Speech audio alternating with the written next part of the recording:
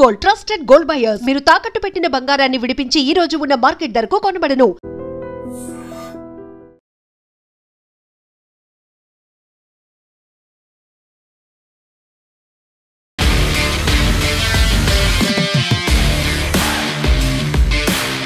నమస్తే, welcome to iDream weekend update with Kavitha. తెలంగాణలో బీసీలకి సంబంధించి 42% రిజర్వేషన్ల మీద మరొకసారి చర్చ మొదలైంది. ఇక్కడున్నటువంటి ఎంపీలంతా పార్టీలకు అతీతంగా ప్రధానమంత్రి నరేంద్ర మోదీని కలవాలి, కేంద్రం మీద ఒత్తిడి తేవాలి అనేటువంటి మాట డిప్యూటీ సీఎం భట్టి విక్రమార్క చేస్తున్నారు. ఇదే సమయంలో బీజేపీ కూడా కాంగ్రెస్ మీద విమర్శలు చేస్తోంది. యాక్చువల్గా బీఆర్ఎస్ ఏం చేస్తోంది, బీఆర్ఎస్ ఎందుకని మాట్లాడట్లేదు? మనతో పాటుగా ఉన్నారు పొలిటికల్ అనలిస్ట్ వి ప్రకాష్ గారు. ప్రకాష్ గారు నమస్కారం. సో మనం గతంలో బీసీలకు సంబంధించి రిజర్వేషన్ల గురించి మాట్లాడుకున్నప్పటికీ ఈసారి అది కొంచెం తీవ్రంగా కనిపిస్తోంది. అందులోనూ పర్టికులర్గా లోకల్ బాడీ ఎన్నికలకి సంబంధించి అది పార్టీలకు అతీతంగా అయినప్పటికీ కూడా రిజర్వేషన్ల వ్యవహారం అనేది ఇప్పుడు కోర్టు కేసులు అవుతున్నాయి, ఆ తర్వాత ఆరోపణలు ప్రత్యారోపణలు విమర్శలు ఇవన్నీ అవుతున్నాయి. ఎందుకలా ఏం జరగబోతోంది? ఫస్ట్ ఏంటంటే రేవంత్ రెడ్డి మొదటి నుంచి కూడా బీసీలను మంపే పెడుతూ ఆయన ఇచ్చే ఉద్దేశం లేదమ్మా. మనం కూడా ఎన్నోసార్లు నేను మీతో కూడా నేను చెప్పాను మీ ఇంటర్వ్యూలో, ఆయనకు బీసీల పట్ల ఎటువంటి ప్రేమ లేదు, ఇచ్చే ఉద్దేశం లేదు. ఎందుకంటే ఇంకోటి కూడా చెప్పాను, మేము కోడంగల్ బోర్డు పెట్టుకొని ఆయన వనపర్తి సైడ్ పోతున్నాడని కూడా చెప్పాను నేను, వాళ్ళ ఊరి పేరు ఇదే. అంటే ఆయన ఇష్యూ తీసుకున్నాడు. ఇష్యూ ఏ రకంగా పోతే సెటిల్ అవుతుందో అందరు చెప్తూనే ఉన్నారు. జస్టిస్ ఈశ్వరయ్య దగ్గర నుంచి చిరంజీవుల దగ్గర నుంచి మాలాంటి వాళ్ళ దాకా అందరం చెప్తూనే ఉన్నాం, ఇది రాజ్యాంగ సవరణ కావాలి, ఈవెన్ అట్లీస్ట్ 9th షెడ్యూల్నైనా పెట్టాలి. పెట్టినంతకాలం ఇందిరాసాని కేసులో ఇచ్చిన తీర్పు కానీ, కృష్ణమూర్తి వర్సెస్ మహారాష్ట్ర కేసులో గవాయి గారు ఇచ్చింది కానీ ఇది అమలు చేయడానికి వీల్లేదు. కాబట్టి ఈయన కేవలం బీసీలను మభ్యపెట్టడానికే ఈ ప్రయత్నాలు చేస్తున్నాడు. ఇక్కడ బిల్లులు ఎన్ని పెట్టినా కూడా అసెంబ్లీలో పార్లమెంట్లో పెట్టాల్సిన బిల్లే ఇంపార్టెంట్. కాబట్టి అది పెట్టకుండా జంతర్ మంతర్ దగ్గర ధర్నా చేసి నటిస్తున్నాడు. బీసీలకు అనుకూలమని నటిస్తూ బీసీలకు ద్రోహం చేస్తున్నాడు అని చెప్తూ వచ్చాం. ఇవాళ బట్ట బయలైంది అది. ఇప్పుడు జూబ్లీస్ ఎన్నికల్లో గెలవగానే ఇమ్మీడియట్గా ఏమాత్రం టైం ఇవ్వకుండా ఒక్కరోజు ఇస్తారు నామినేషన్లకు, ఇమ్మీడియట్గా జీవో ఇష్యూ చేసిండు. ఆ జీవో ద్వారా ఇప్పుడు ఎన్నికలకు పోతున్నాడు. అయితే అదివరకు ఆయన 42 ఇస్తా అన్నవాడు, కనీసం కేసీఆర్ గవర్నమెంట్లో అయినా 23% వచ్చింది. ఇప్పుడు 17% కూడా రాలేదు. అసలు మనకు సుప్రీంకోర్టు ఇచ్చిన ట్రిపుల్ టెస్ట్ దాన్ని అమలు చేసినా కూడా బీసీలకు ఇవాళ 30-35% వస్తుంది. ఆయన అన్న 42 రాకపోయినా 30-35 వరకు వస్తుంది బీసీలకు. పార్టీల సంగతి ఎట్లున్నా కూడా ఇంత లాభమయ్యే అవకాశం ఉన్న కాడ ఒక రాంగ్ పద్ధతిలో పోయిండు. ఆయనకు మధ్యప్రదేశ్లో నరహరి గారు ఎట్లా ఎన్నికలు జరిపారు, అక్కడ 2021-22లో బీసీలకు ఎట్లా లబ్ధి జరిగింది. వాస్తవంగా అక్కడ 14% బీసీలకు, ఏది అధికారికంగా, ఎందుకంటే వాళ్ళ కాన్స్టిట్యూషనల్గా అక్కడ ట్రైబ్స్ ఎక్కువ ఉంటారు. మన దగ్గర 9% ఉన్నారు ట్రైబ్స్, వాళ్ళకి రిజర్వేషన్ 9% ఉంది. అక్కడ 20%. ఇక్కడ ఎస్సీలు 16% ఉన్నారు, అక్కడ కూడా 16% ఉన్నారు. 20+16 36 పోతే మిగిలింది బీసీలకు 14 అఫీషియల్గా వాళ్ళకు ఉన్నా కూడా అవకాశము, దాన్ని 35 దాకా తీసుకెళ్ళగలిగారు. మళ్ళీ ఓవరాల్గా 50% దాటలేదు.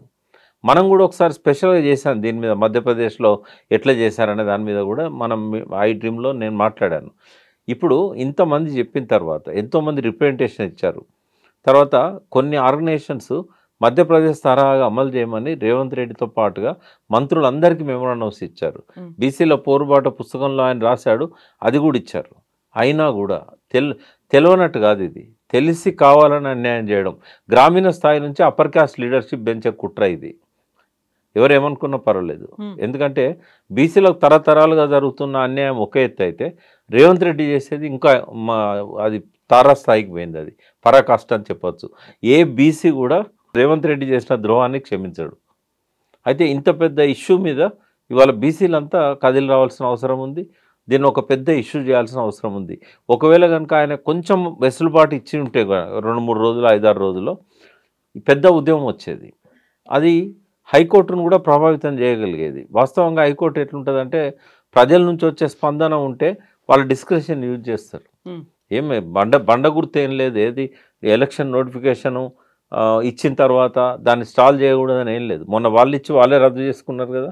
కాబట్టి కోర్టు కూడా కొన్ని పరిస్థితుల్లో సామాజిక న్యాయాన్ని దృష్టిలో పెట్టుకొని వాళ్ళు కూడా ఇంటర్ఫేర్ అయ్యి వాయిదా వేయచ్చు లేదా స్టే తీసుకోవచ్చు. ఎలక్షన్ ప్రాసెస్ స్టార్ట్ అయినంత మాత్రాన స్టే చేయకూడదు అనేది ఒకవేళ ప్రీవియస్ జడ్జిమెంట్స్ ఉన్నా కూడా ప్రత్యేక పరిస్థితులలో జడ్జి డిస్క్రిప్షన్ ఉపయోగించుకోవచ్చు. దాని మీద ఏమైతే మహా అంటే వీళ్ళు అప్పీల్ పోతారు. అప్పీల్ పోతే సుప్రీంకోర్టు ఇద్దరు జడ్జిల బెంచో లేకపోతే చీఫ్ జస్టిస్ బెంచో దాని మీద ఒక నిర్ణయం తీసుకుంటుంది. ఎట్లా టైం దొరుకుతుంది కదా. అది ఏది చేయకుండా వీళ్ళు అవకాశం కూడా ఇవ్వకుండా ఇమ్మీడియట్గా జీవో ఇచ్చి ఎన్నికలకు పోయిండు. ఇది కరెక్ట్ కాదు. టీఆర్ఎస్ కూడా మాట్లాడుతున్నది. వాస్తవంగా కేటీఆర్ గారు మొదటి రోజే వాళ్ళు అక్కడ జీవో ఇష్యూ చేసే సమయానికి తెలంగాణ భవన్లో బీసీల మీటింగ్ పెట్టుకున్నాడు ఆయన. అంతకుముందున్న బీసీ మంత్రులు, మాజీ మంత్రులు గంగుల కమలాకర్, జోగు రామన్నతో సహా అన్ని జిల్లాల నుంచి ముఖ్యమైన బీసీ నాయకులు ఆ పార్టీలో ఉన్న వాళ్ళందరూ కూడా సమావేశమైనప్పుడే అక్కడే దాన్ని వ్యతిరేకించారు. అంటే కనీసం మేము ఇచ్చింది కూడా ఇస్తలేరు వీళ్ళు 42% ఇస్తామని చెప్పి చేయాల్సిన పద్ధతిలో స్ట్రగుల్ చేయట్లేదు, బీసీలను మోసం చేస్తున్నాడని చెప్పి కేటీఆర్ గారు చెప్పారు. ఆ పార్టీ నాయకులు హరీష్ రావు లాంటి వాళ్ళు కూడా చెప్పారు. జరుగుతూనే ఉంది అది. ఆ ఉద్యమానికి సన్నాహాలు కూడా చేస్తున్నారు. మొన్న బీసీ బంధువులు ఎట్లయితే బీఆర్ఎస్ టాప్ లెవెల్లో 6 గంటలకి పోయి బస్సులు బంద్ చేయించే కార్యక్రమాన్ని మస్తనాచార్ లాంటి వాళ్ళు పెట్టుకున్నారు కదా, అదే పద్ధతిలో ఈ ఇష్యూ మీద కూడా బీసీలను కదిలించడానికి బీఆర్ఎస్ సిద్ధంగా ఉంటుంది. కాకపోతే బీఆర్ఎస్ మీద విమర్శలు అనేవి వస్తున్నాయి, కాంగ్రెస్ మీద ఎలా అయితే వస్తున్నాయో, పర్టికులర్గా దీక్షా దివస్ మీద పెట్టినటువంటి ఫోకస్ బీసీల మీద పెట్టలేదు అనేది. అంటే ఇప్పుడు ఏమైందంటే ఇది ఎవ్రీ ఇయర్ 29th నవంబర్ వస్తూ ఉంటుంది. అయితే ఇది ముందే ప్రిపేర్ అయి ఉంటారు. ఇది 21, 22 తారీఖుల నుంచే 29 మీటింగ్ ఎట్లా చేయాలి, ఈయన జీవో ఇవ్వడానికంటే 4-5 రోజుల ముందే ప్రోగ్రామ్స్ అనౌన్స్ చేశారు వాళ్ళు. అన్ని జిల్లాల్లో కూడా అనౌన్స్ చేశారు. నన్ను 5 రోజుల కింద పిలిచారు భువనగిరికి స్పీకర్గా రావాలని చెప్పి. అంటే అట్లా వాళ్ళ ఏర్పాట్లన్నీ వాళ్ళకు ఉన్నాయి. రేపు ఒక్కరోజు మాత్రం వాళ్ళు ఈ అన్ని దిక్కుల మీటింగ్లలో మాట్లాడేటప్పుడు డెఫినెట్గా బీసీల ఇష్యూ కూడా తీస్తారు. దాన్ని ఏమి ఇగ్నోర్ చేయరు, దాన్ని పక్కదారి పట్టియారు. అయితే దీన్ని మార్చడానికి లేదు కదా, పోస్ట్పోన్ చేయడానికి ఉండదు. ఎందుకంటే కేసీఆర్ గారు నిరాదీక్ష చేసిన ఇది అన్నట్టు. ఈసారి కొద్దిగా ఎక్కువ హైప్ ఎందుకు క్రియేట్ చేస్తున్నారు అంటే ఇప్పుడు యంగ్ జనరేషన్ ఏదైతే ఉన్నదో ఈ జనరేషన్కు తెలవాలి అప్పటి విషయాలు. 16 ఏళ్ళు అయింది అప్పటికే. ఈ 16 ఏళ్ళు అప్పుడు 2 ఏళ్ళు ఉన్న పిల్లోడికి ఇప్పుడు ఓటు హక్కు వచ్చింది. కాబట్టి వీళ్ళకి తెలిసి ఉండాలి. ఈ సందర్భాన్ని ఉపయోగించుకొని ఆ చరిత్రను అంతా చెప్దామన్న ఉద్దేశంతో వాళ్ళు కొద్దిగా హైప్ క్రియేట్ చేశారు. But at the same time ఆ పార్టీలో ఉన్న బీసీలు కూడా ఈ కార్యక్రమాల్లో పాల్గొంటారు. ఇప్పుడు ఆర్ కృష్ణయ్య గారు, జాదుల శ్రీనివాస్ గౌడ్ ఏదో ఇచ్చారు కదా, ఒకవేళ వాళ్ళు ఇప్పటిదాకా వాళ్ళ కాన్సెంట్ చెప్పకపోయినా కూడా ఇది ఒక సంఘటిత ఉద్యమంలాగా అందరు కలిసి రావాలనేది నేను వారికి అప్పీల్ చేస్తున్నా. తప్పకుండా వస్తారు. ఇదేం డైవర్షన్ ప్రోగ్రాం కాదు. ఇది ఎవ్రీ ఇయర్ నవంబర్ 29 చేస్తున్నారు. ఈ సంవత్సరం కూడా చేస్తారు. బట్ నెక్స్ట్ డే నుంచి మళ్ళీ ఈ కార్యక్రమంలోనే ఉంటారు వాళ్ళు. అయితే ఇప్పుడు మీరు చెప్పినట్టుగా బీసీ నాయకులు, కొన్ని సంఘాలు, బీసీ జేఏసీ కూడా కోర్టు దాకా వెళ్ళాయి. ఎట్ ద సేమ్ టైం ఇప్పుడు దాన్ని 9th షెడ్యూల్లో పెట్టడానికి అఖిలపక్షంగా వెళ్దాము అనే దాంతో పాటుగా రాజకీయ పార్టీలకు అతీతంగా ఎంపీలందరూ కూడా కేంద్రాన్ని, ప్రధానమంత్రిని కలగాలి, కేంద్ర మంత్రుల్ని కలవాలి అనే మాట ఎంతవరకు పాసిబుల్ అనేది ఉంది 9th షెడ్యూల్? పాసిబుల్, వీళ్ళకి ఇంట్రెస్ట్ ఉంటాయి కదా. ఇప్పుడు రేవంత్ రెడ్డికి ఇంట్రెస్ట్ ఉంటే ఈయన చేతిలో ఉన్నది చేయకుండా మోడీ దగ్గరికి, రాష్ట్రపతి దగ్గరికి, జంతర్ మంతర్ దగ్గరికి ఎందుకు పోవాలి? ఇప్పుడు ఈయన చేసిన ద్రోహం ఏందో ప్రజలకు చెప్పాలి. ఏం జరిగింది, ఏం చేయాల్సి ఉండే, ఏం చేసిండు. ఇప్పుడు ఓవరాల్గా ఎంత ఉండాలమ్మా? 50% ఉండాలి. ఆ పరిమితి అంతే కదా. 50% రిజర్వేషన్స్ ఉండాలి. 50%లో మ్యాండేటరీ ఏంటి? 25% గిరిజనులకు, తర్వాత దళితులకు. అయితే దీన్ని ఎట్లా తీసుకోవాలి? ఇప్పుడు ఓవరాల్గా 50. ఇప్పుడు ట్రిపుల్ టెస్ట్ అనేది ఏదైతే ఉన్నదో డెడికేటెడ్ కమిషను వాళ్ళు చేయాల్సిన పని. మేము ఆ రోజే చెప్పాము, ఇది ఒక నామమాత్రంగా జరుగుతుంది సర్వే, ఇది లోపభూయిష్టంగా ఉంది. మొదలైన రోజు నుంచి రిపోర్ట్ ఇచ్చేదాకా దాని మీద విమర్శలు చేస్తూనే వచ్చినాం. నేను ఒక్కరినే కాదు, ప్రతి ఒక్కరు చేశారు. దాన్ని సవరించుకోలేదు. ట్రిపుల్ టెస్ట్ అనేది ఒక మాకరీలాగా ఏదో చేసినామంటే చేసినాం అనిపించారు. ఆయన చూస్తే నాకు జాలనిపించింది. ఆ దాని డెడికేటెడ్ కమిషన్ ఉన్నాడు కదా, ఆయన దగ్గర పోయినప్పుడు నాకు చాలా జాలనిపించింది. ఎందుకంటే ఉత్సవ విగ్రహాలు ఉంటాయి కదా, ఆయన ఒక ఉత్సవ విగ్రహంలాగానే కనబడ్డాడు నాకు. ఆయనకి ఏం సంబంధం లేకుండా జరిగింది. జిఐడి చేసింది మొత్తం సర్వే. సో ఒక కమిషన్ ఏర్పాటు చేసిన ఇన్వాల్వ్మెంట్ లేదా అనేది. ఈవెన్ కమిషన్ చూసిందో లేదో ఆ రిపోర్టు, అనౌన్స్మెంట్ కూడా ఆయన చేయలేదు. పరిశీలన కూడా ఆయన చేయలేదు, నవ్వుకుంటూ కూర్చునేవాడు. మనిషి మంచోడు. రేవంత్ రెడ్డి ఏం చేసిందంటే సుప్రీంకోర్టుకు చెప్పడానికి, హైకోర్టుకు చెప్పడానికి డెడికేటెడ్ కమిషన్ వేసినామని చెప్పి ఆయనకు ఆర్డర్ ఇచ్చి పడేసాడు. ఆయన దగ్గర ఒక టైపిస్ట్ లేడు, ఆయన దగ్గర స్టాఫ్ లేరు, ఒక అటెండర్ తప్ప ఇంకెవరూ లేరు, కాబట్టి ఆయనను ఎక్కడా ఇన్వాల్వ్ చేయలే. అందుకే ఈ ద్రోహం జరిగింది. అది రేవంత్ రెడ్డి చేసిన మొట్టమొదటి తప్పు. ట్రిపుల్ టెస్ట్ అనేది జరగాలంటే డెడికేటెడ్ కమిషన్ చేయాలి. ఏం చేయాల్సి ఉండదు తెలుసా, వాళ్ళు విలేజ్ టు విలేజ్ పోయి ఆ విలేజ్లో జనాభా ఎంత, బీసీలు ఎక్కువ ఉన్నారా, ఎస్సీలు ఎక్కువ ఉన్నారా, ఎస్టీలు ఎక్కువ ఉన్నారా, అది ఎవరికి రిజర్వ్ చేయాలి, ఒక్కొక్క ఊరు యూనిట్గా తీసుకోవాలి. తర్వాత ఒక్కొక్క మండలం, దేనికి సర్పంచ్కి ఒక్కొక్క ఊరు యూనిట్గా తీసుకోవాలి. ఓవరాల్గా మనకు 12,000 చిల్లర గ్రామ పంచాయతీలు ఉన్నాయని అనుకుందాం. 6,000 చిల్లర గ్రామ పంచాయతీలను జనరల్గా పెట్టుకోవాలి. మిగతా రిజర్వేషన్లల్లో ఎస్టీలు మ్యాండేటరీగా వాళ్ళు 9% ఉన్న గ్రామాలు ఏంటి అనేది తీయాలి. అంటే ఎస్టీలు ఎక్కువ పాపులేషన్ ఉన్న గ్రామాలు తీసి వాటిని ప్రకటించాలి. అట్లాగే ఎస్సీలు ఎక్కువ 16% వాళ్ళు రావాలి కాబట్టి వాళ్ళ గ్రామాలను 16% తీసేయాలి. ఈ పోయిన తర్వాత మిగిలిన గ్రామాలన్నీ ఉంటాయి కదా, ఆ బీసీలు ఎక్కువ ఉన్న గ్రామాలన్నింటిలో వాళ్ళకి ఇచ్చేసేయాలి. సపోజ్ దీన్ని జిల్లా యూనిట్గా తీసుకుంటారా, మండలం యూనిట్గా తీసుకుంటారా అనేది ఆ పైనున్న జెడ్పీ స్థానాలు, ఎంపీపీ స్థానాలను దృష్టిలో పెట్టుకొని వాళ్ళు డిసైడ్ చేయాలి. ఓవరాల్గా స్టేట్లో ఈ 50% మించకుండా చూసుకోవాలి. అప్పుడు ఏమవుతుందంటే, ఒక విలేజ్ ఎగ్జాంపుల్ ఇస్తా. ఒక విలేజ్లో ఎస్టీలు 2 కుటుంబాలు ఉన్నాయి. కేసముద్రం దగ్గర 6 ఉన్నారు, ఎలిజిబుల్ ఓటర్స్ 6 ఉన్నారు. వాళ్ళకు గ్రామ పంచాయతీ సర్పంచ్ రిజర్వ్ చేశారు, పైనుంచి వాళ్ళకు మిగతా స్థానాలు కూడా రిజర్వ్ అయినాయి. ఇప్పుడు ఏజెన్సీలలో ఎట్లాగో వాళ్ళ రిజర్వ్ అవుతున్నాయి కదా, స్టేట్ వైడ్గా తీసుకోవాల్సి వచ్చినప్పుడు వాళ్ళ రిజర్వేషన్ వాళ్ళకి ఏజెన్సీలలో వచ్చింది కదా, మళ్ళీ గ్రామాలలో ఎందుకు తీసుకోవాలి? నిజంగానే ఎక్కడైనా బాగా ఎస్టీలు ఉన్న లంబాడి తండాలు ఇట్లాంటివి ఉన్నాయి, అవి కూడా వాళ్ళకి ఇచ్చేయచ్చు. ఇంకా ఎస్టీ రిజర్వేషన్ వేరే గ్రామాలలో చేయాల్సిన అవసరం లేదు. ఎక్కడైతే 10 కుటుంబాలు 5 కుటుంబాలను అక్కడ చేయాల్సిన అవసరం లేదు. వీళ్ళు చూపెట్టేటప్పుడు ఏం చేయాలంటే, మేము ఓవరాల్గా పర్సంటేజ్ వాళ్ళకి ఇచ్చాం, ఓవరాల్గా పర్సంటేజ్ ఎస్సీలకు ఇచ్చాం అన్నప్పుడు ఏమవుతుందంటే, ఉదాహరణకు ఒక గ్రామంలో ఎక్కువ మంది వీళ్ళు ఉంటారు, బీసీలు ఉంటారు. ఓ 4 కుటుంబాలు ఎస్సీలే ఉంటాయి అనుకుందాం, 10 కుటుంబాలు ఉంటాయి అనుకుందాం, ఎస్టీలే ఒక 2-3 కుటుంబాలు ఉంటాయని అనుకుందాం. అది మ్యాండేటరీగా బీసీ కేటాయించాలి. అది కేటాయించి ఓవరాల్గా చూడాలి. అన్ని జిల్లాల రిపోర్ట్లు తెప్పించుకొని రిజర్వేషన్ పరిమితిలో ఉన్నామా మనం, లేదా బీసీలకు ఎస్సీలకు ఎస్టీలకు ఇచ్చినాయి 50% దాటినాయా చూడాలి. 50% దాటినప్పుడు ఎవరికి కట్ చేస్తారు? బీసీలే కట్ చేస్తారు. ఈ ఎస్సీలే ఎస్టీలే అట్లే ఉంచాల్సి వస్తుంది. అట్లా చేసుకుంటూ పోతే ఏమైందంటే, ఇప్పుడు మా జిల్లా పరిషత్ టెరిటరీ మెంబర్ ఉన్నాడు, మొత్తం మండలానికి ఒక్కడే ఉంటాడు. మండల్ ప్రెసిడెంట్ ఉన్నాడు, మొత్తం మండలానికి ఒక్కడే ఉంటాడు. ఎంపీటీసీల దగ్గరికి వచ్చేసరికి 2 గ్రామాలలో తీయాల్సి వస్తుంది. ఈ లెక్క తీసినప్పుడు అక్కడ జనాభా దామాషా ప్రకారంగా వాళ్ళకి రిజర్వ్ చేయాలి, చేసి ఓవరాల్గా టాలీ చేయాలి. టాలీ చేసినప్పుడు ఎక్కువనైతే తక్కువ బీసీ జనాభా ఉండి వాళ్ళకి రిజర్వ్ అయిందో దాన్ని మనం తీసేయాలి, జనరల్ చేయాలి.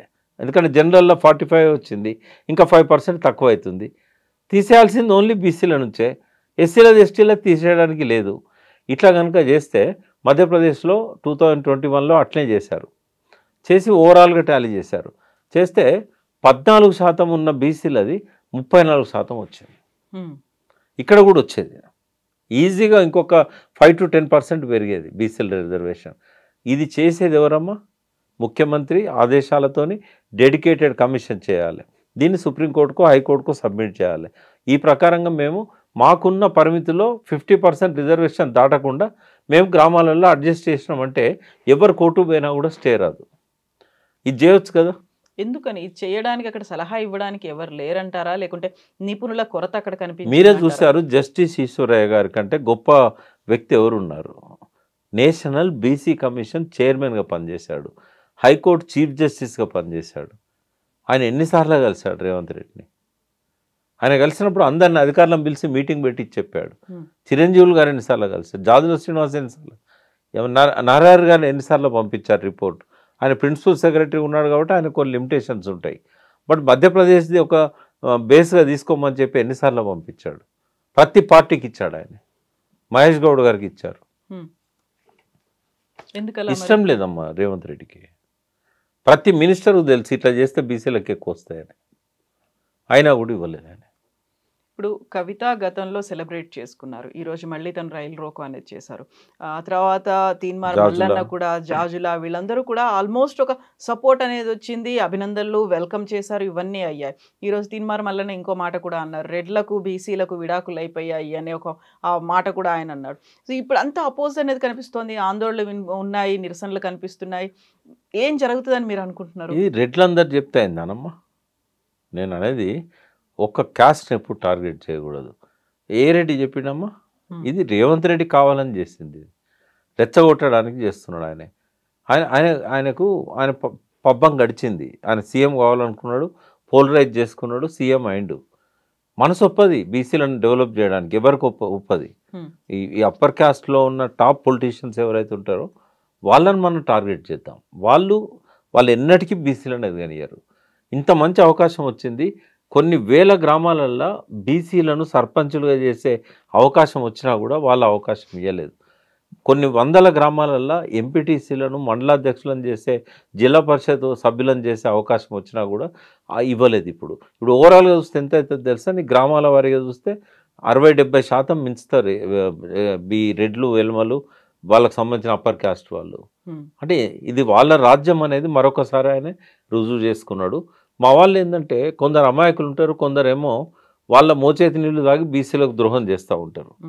ఇవన్నీ నయవంచనలు, దొంగ మాటలే తప్ప ఈ రేవంత్ రెడ్డికి పూలాభిషేకం, పాలాభిషేకం ఇదంతా ఏంటంటే ఆయన మెప్పు కోసం చేసుకున్నారు. అది కవిత కావచ్చు, అది జాదుల శ్రీనివాస్ కావచ్చు. వాళ్ళకి ఎన్నడూ కూడా ఈ భ్రమల్లో ఎందుకు లోనైందంటే వాళ్ళే సమాధానం చెప్పాలి. మేము పక్క చెప్తూనే ఉన్నాం, ఇది మోసము, ఇది ద్రోహము, మీరు ఎందుకు వాళ్ళకు జోకుతున్నారు, మీరు వాళ్ళకి ఎందుకు పూలాభిషేకం చేస్తున్నారు, ఈయన చెప్పే ఈ గిల్లులు ఏవి పనిచేయవు. ఆయన మోడీ దగ్గర పోయి, రాష్ట్రపతి దగ్గర పోయి వాళ్ళ మీద ఒత్తిడి తెస్తే తప్ప ఇది కాదు అని చెప్తుంటే కూడా నిన్నటి దాకా వాళ్ళ పల్లకి మోసారు. ఇప్పుడు పాడగడుతున్నారు. ఏం ఉపయోగం? వాళ్ళ క్యారెక్టర్ అసాసినేషన్ అయింది కదా. సరే, పశ్చాత్తాపాన్ని మించింది ఏది లేదు, మీరు తప్పు చేస్తే చేశారు. ఇప్పుడు బీసీలకు నాయకత్వం వహించండి. పెద్ద ఉద్యమాన్ని నిర్మించడానికి ఒక అస్త్రాన్ని ఇచ్చాడు రేవంత్ రెడ్డి. ఇవాళ సర్పంచ్ అయినా, ఎంపీటీసీ అయినా రాజ్యాధికారం రాకపోవచ్చు మనకు, కానీ నీ దారిలో నువ్వు పరిగెత్తడానికి కావాల్సిన ఫ్యూయల్ ఇచ్చాడు ఆయన. నీ బీసీలో ఉద్యమాన్ని ఆర్గనైజ్ చేయడానికి ఇంతకంటే అస్త్రం ఏముంటుంది? సరే, చిరంజీవి గారి మదర్ ఏదో చనిపోయినట్టుంది, ఆయన ఈ 11 రోజులు బయటికి రాకపోవచ్చు, నిన్ననే తెలిసింది నాకు. సో మిగతా నాయకులంతా ఈశ్వరయ్య గారిని ముందు పెట్టుకొని ఎట్లా మోసం చేశాడు అనేది మీడియా ద్వారా కానీ, పబ్లిక్లోకి కానీ డైరెక్ట్గా వెళ్ళి ఉద్యమాన్ని నిర్మించడానికి ఇంతకంటే బెస్ట్ వెపన్ అనేది ఎన్నడూ రాలేదు బీసీలకు. దీన్ని అన్ని పార్టీలు కూడా, అన్ని పార్టీలలో ఉన్న బీసీలు ఉపయోగించుకోవాలి. బీసీ సంఘాలు ప్రత్యేకంగా నాయకత్వం వహించాలి. అయితే ప్రత్యేకంగా నాయకత్వం వహించాలి అనుకుంటే లీడర్లు అయితే చాలా మంది ఉన్నారు, వాళ్ళందరూ ఒకే గొడుగు కిందికి వస్తారా, ఏకదాటి మీద ఉంటారా, ఒక్క నాయకత్వంలో పనిచేయడానికి సిద్ధంగా ఉన్నారు? అంటే మొన్న బంద్ కాల్ ఇచ్చినప్పుడు అందరూ వచ్చారు కదా, ఇప్పుడు కూడా రావాలి. బట్ ఒక లీడర్ని ఎన్నుకోవాలి అంటే ఒక జేఏసీ అయితే ఏర్పాటు చేసిండు, అలా కాకుండా అందరూ కలిసి ఉండాలి. డిఫరెంట్ గ్రూప్స్ ఇప్పటికి కూడా కనిపిస్తున్నాయి. అంటే ఇలా జేఏసీ బీసీలు అది ఉంది కదా, వాళ్ళు పెద్ద లీడర్ల, చిన్న లీడర్ల అని పక్కకు పెట్టి ఆ ఫోరం కింద అన్ని పార్టీలు మద్దతు ఇవ్వాలి. ఒక కాల్ ఇచ్చిందంటే అన్ని పార్టీలు దాన్ని బలపరచాలి. తెలంగాణ మూమెంట్ టైంలో అట్లా చేయాలి. అట్లా చేస్తే ఇప్పుడు కోదండరాం పెద్ద నాయకుడేం కాదు కదా, సింపుల్గా ఈ వాజ్ ఎ ప్రొఫెసర్, బట్ అన్ని పార్టీలు ఆయన లీడర్ని చేశాయి. అట్లనే ఇప్పుడు ఎవరో ఒక చిన్న నాయకుడు పిలిపించినా కూడా జేఏసీ పక్షాన జాదుల శ్రీనివాస్ ఇచ్చినా, ఆర్ కృష్ణ ఇచ్చినా, ఈయన బీజేపీ, ఈయన కాంగ్రెస్ ఇట్లా అనకుండా అందరూ వాళ్ళ నాయకత్వం కింద ఈ ఇష్యూ వరకు పనిచేయాలి, ఇష్యూ బేస్డ్. అయితే ఇక్కడ ఇన్హిబిషన్స్ ఏముంటాయంటే మా పార్టీ నాయకులు ఏమనుకుంటారో, రేపు మాకు గట్టిగా బీసీ వాయిస్ వినిపిస్తే నాకు టికెట్ ఇస్తారో ఇయ్యారో, ఇది మాత్రం అన్ని పార్టీలలో ఉంటుంది. ఇక తాడో పేడో తెలుసుకునే పరిస్థితి వస్తుంది. కాబట్టి మీరు బలంగా ఉంటే మిమ్మల్ని ఎవరు ఏం చేయలేరు.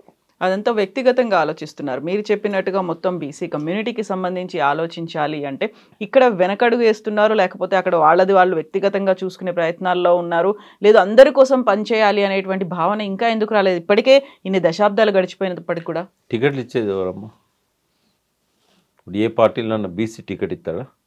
ఇప్పుడు రామచంద్రరావు ఉన్నాడు, నా మిత్రుడే, నేను మాట్లాడలేదు ఇప్పటిదాకా, బట్ ఆయన దగ్గరికి పోయి వచ్చిన వాళ్ళు నాతో చెప్పుకుంటాను వాళ్ళ బాధలు.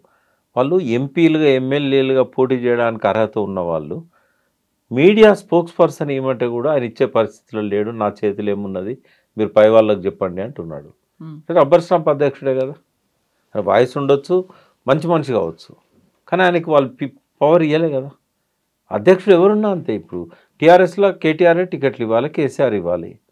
అదేవిధంగా కాంగ్రెస్లో పోయినట్టయితే మహేష్ గౌడ్ సంతకమే, రేవంత్ రెడ్డి చెప్పింది ఆయన ఎవరికి ఇచ్చే పరిస్థితి లేదు. మరి వాళ్ళు అధిష్టానానికి కోపం తెప్పించే పనులు చేస్తారా? ఒకవేళ చేయాలనుకుంటే వాళ్ళ ఆశీస్సులతో వాళ్ళ ఆదేశాలతో చేయాలి. అందుకే నేనేమంటున్నా, మీరు బలంగా ఉంటే మిమ్మల్ని పిలిచి టికెట్ ఇస్తుంది ఏ పార్టీ అయినా. ఈ బలం ఎట్లా వస్తుంది మీకు? ఈ ఉద్యమం ద్వారానే వస్తుంది. మీరు ఏదైతే అనుకుంటానో వాయిస్ బలంగా వినిపిస్తే నన్ను ఎక్కడ టార్గెట్ చేస్తారో అని, అది తప్పు. మీరు ఎంత బలంగా వాయిస్ వినిపించడమే కాదు, ప్రజల్లో కూడా బలంగా ఉద్యమాన్ని నిర్మించండి. ఇంకా 3 ఏళ్ళు ఉంది ఎలక్షన్స్కి. This is the right time to raise in the BC movement. బీసీల కోసం అంటూ ఒక పార్టీ కూడా ఏర్పాటు చేసిన తీన్మార్ మల్లన్న ఆయన ప్రయత్నాలు ఆయన చేస్తున్నాడు. ఆయనకి ఎంత సపోర్ట్ వచ్చిందంటారు? కొంత ఆయన ఒక సెక్షన్ డెవలప్ చేసుకుంటున్నాడు, చాప కింద నీరులాగా. ఆయన పొద్దున బడేని పెట్టుకున్నాడు, ఎర్లీ మార్నింగ్ 5 o'clockకే ఆయన అందరికీ ట్రైనింగ్ ఇస్తున్నాడు. ఆయన బీసీలు ఎట్లుండాలి, వాళ్ళ చైతన్యాన్ని ఎట్లుండాలి ఆయనకు తెలుసు. ఒక ఓవర్ నైట్లో బీసీ రాజ్యాధికారం రాదు. పార్టీ బలోపేతం కావాలంటే క్యాడర్ను బలంగా ఉండేటట్టు చూసుకోవాలి. కాబట్టి ఒక చాప కింద నీరులాగా ఆయన చైతన్యాన్ని విస్తరిస్తున్నాడు. ఆ చైతన్యం వృధాగా పోదు. విమర్శలు వస్తూనే ఉంటాయి. రేవంత్ రెడ్డి ఆయనను ప్రమోట్ చేశాడని విమర్శ వచ్చింది, ఇట్లాంటివన్నీ కూడా వచ్చినాయి. బట్ మల్లన్న నాకు తెలిసినంత వరకు కమిట్మెంట్తో ఉన్నాడు. కాకపోతే లీడర్షిప్లో కొన్ని లోపాలు ఉన్నాయి, ఆయన రాబోయే రోజుల్లో సవరించుకోవచ్చు. ఈ పొద్దున బడి కార్యక్రమం అయితే బీసీల చైతన్యాన్ని పెంచడం కోసం ఆయన బాగా మేధావులతోని ఇట్లాంటి వాళ్ళతోని రోజుకొకరితో మాట్లాడిస్తూ ఒక్కొక్క ఇష్యూ మీద అవేర్నెస్ క్రియేట్ చేస్తున్నాడు. ఒక ఎఫర్ట్ అయితే స్టార్ట్ అయింది. ఇప్పుడు ఒక ఉద్యమం రావాలన్నారు, ఒక ఇగ్నైటింగ్ ఫ్యాక్టర్ అంటారు, లేకుంటే ఒక డ్రైవింగ్ ఫోర్స్ అనేది ఉంటుంది. అది ఇప్పటిదాకా ఫీల్ అవ్వట్లేరా? మనం ఉద్యమం స్టార్ట్ చేయాలి, మనం పార్టిసిపేట్ చేయాలి, మనం ఒక బలం చూపించాలి అనేది. వాస్తవంగా ఇది రైట్ టైం ఆయన రైజ్ కావడానికి. పార్టీ పెట్టినప్పుడు రైట్ టైం కాదు, ఇప్పుడు పార్టీ పెట్టిండు కాబట్టి. ఇప్పుడు ఈ కార్యక్రమాలల్లో వీళ్ళు కలుపుకున్నా కలుపుకోకపోయినా తన బలంతో, తనకున్న మాట బలంతో, తనకున్న ఆర్గనైజేషన్ బలంతో ఆయన దూసుకుపోవడానికి ఇది టేక్ ఆఫ్ టైం. రన్వే మీద నమ్మట్లేదు ఆయన్ను. లేదు, వాళ్ళు ఏం కార్యక్రమం తీసుకుంటారో నాకు తెలియదు. నేను వాళ్ళతో రెగ్యులర్ ఇంటరాక్షన్లో లేను, అడ్వైజర్గా కూడా నేను లేను. బట్ ఇది రైట్ టైం ఆయనకు. ఇప్పుడు ఈ ఇష్యూ మామూలు ఇష్యూ కాదు. ఎలక్షన్లు జరుగుతాయి, అది వేరే విషయం, స్టే రాకపోవచ్చు. కానీ అన్యాయం జరిగింది, బీసీలకు రేవంత్ అన్యాయం చేసిండని చెప్పడానికి మల్లన్నకు ఇది ఒక పాశుపదాస్త్రం. ఆయనకే కాదు, జాజుల శ్రీనివాస్ గౌడ్ మొన్నదాకా రేవంత్ రెడ్డితో ఉన్న జూబ్లీహిల్స్ ఎలక్షన్లో రేవంత్ రెడ్డి చెప్పినట్టుగా బీసీ క్యాండిడేట్ అనే పేరుతోని బలపరిచిన ఆ పార్టీ అభ్యర్థిని ఇవాళ మళ్ళీ ఎదగడానికి, తన క్యారెక్టర్ను పెంచుకోవడానికి ఇది రైట్ టైం. బీసీ కృష్ణ బీజేపీలో ఉన్న తను బీసీ వాదానికే ప్రాధాన్యత ఇస్తానని చెప్పుకోవడానికి ఇది రైట్ టైం. టీఆర్ఎస్ కూడా అది ఆ పార్టీ బీసీ పార్టీ కాకపోయినా బీసీలో కేసీఆర్ ముఖ్యమంత్రిగా ఉన్నప్పుడు చేసిన పథకాలు తక్కువేం లేవు. ఏ నాయకుడు ఆలోచించని పథకాలు వాళ్ళకి ఇచ్చాడు. అది మధ్యలో బ్రేక్ అయింది రేవంత్ రెడ్డి వచ్చాక. నేను బీసీ పక్షపాతినే కాబట్టి బీసీల పక్షాన నేను ఉంటా అని చెప్పుకోవడానికి అది కూడా ఆ పార్టీకి కూడా ఇది ఒక మంచి అవకాశం. బీసీని ముఖ్యమంత్రి చేస్తా అన్న బీజేపీకి కూడా ఇది మంచి అవకాశం. బీసీని అధ్యక్షునిగా పెట్టిన కాంగ్రెస్ పార్టీ మాత్రం డిఫెన్స్లో పడాల్సి వస్తుంది. ఇలా మహేష్ గౌడ్ ఎక్కడ పోయినా నిలదీస్తారు జనం, మీరు అక్కడ ఉండి కూడా మాకు న్యాయం చేయలేదు అనేది. సో ఇప్పుడు ఒక చిత్తశుద్ధి అనేది ఒక మాట ఎప్పుడు వాడుతూ ఉంటారు రాజకీయ పార్టీల్లో కావచ్చు, నాయకుల్లో కావచ్చు, బీసీ లీడర్లకి సంబంధించి ఎవరికి ఎంత ఉంది అని చెప్పుకునేటువంటి ఒక లిట్మస్ టెస్ట్ కూడా కదా ఇది. ఇది ఎప్పుడు ఇన్ఫీరియారిటీ కాంప్లెక్స్తో ఉండొద్దమ్మా. నాయకుడికి ఎదగాలనుకున్నవాడు ఇది మంచి అవకాశం వాళ్ళకు. ఎందుకంటే మీరు బీసీల పక్షాన్నారా, మీ పార్టీ నాయకత్వానికి ఊడిగం చేస్తున్నారా? ఇది ఎవరికి వాళ్ళు వేసుకోవాల్సిన ప్రశ్న. ప్రజల వైపా, పార్టీ వైపా? నువ్వు ప్రజల వైపు, నీ కమ్యూనిటీ వైపు ఉండాలనుకుంటే పార్టీని ఒప్పించుకొని నువ్వు ఇక్కడ పని. ఏ పార్టీ వద్దనదు, ఏ పార్టీ నాయకత్వము మీరు బీసీ ఉద్యమాన్ని లేపొద్దని చెప్పదు. బట్ వీళ్ళకి ఇన్ఫీరియారిటీ ఉంటుంది. నేను ఇక్కడ ఫోకస్ అయితే నన్ను ఏమనుకుంటారో. ఎంతకాలం ఇది ఏమనుకుంటారు? అది అనుకుంటారు. నీకు ప్రజల్లో బలం ఉంటే పిలిచి టికెట్ ఇస్తారు. అయితే కాంగ్రెస్ పార్టీ నేను నా చిత్తశుద్ధిని నిరూపించుకున్నాను, 42% అని నేను అనౌన్స్ చేశాను, అనవసరంగా కోర్టుకు వెళ్ళిందే వీళ్ళు కదా అనే మాట.